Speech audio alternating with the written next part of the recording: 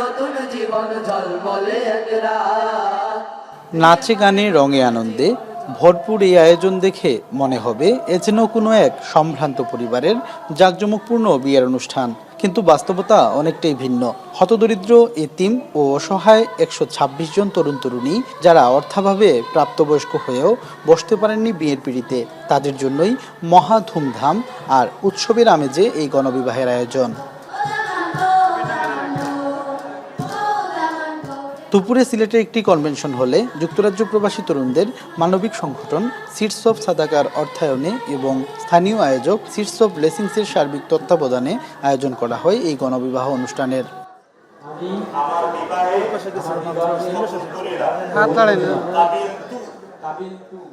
শুধু আনুষ্ঠানিকতাই নয়, বরং নাচ গান, রঙিন সাজ আর অকৃত্রিম আনন্দ সবকিছুরই অপূর্ব সমন্বয় ঘটেছে এই আয়োজনে। নবদম্পতিরা বলছেন এটি তাদের জীবনের সবচেয়ে বড় প্রাপ্তি।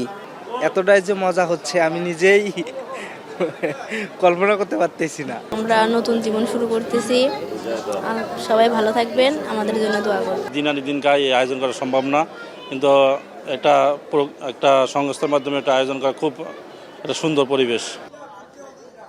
নবদম্পতির নতুন জীবনকে স্বাচ্ছন্দ্যময় করতে প্রায় ২ লক্ষ টাকা সমমূল্যের ৭৭ প্রকারের গৃহস্থালী সামগ্রী উপহার প্রদান করা হয়েছে বলছেন গণবিবাহের আয়োজকরা।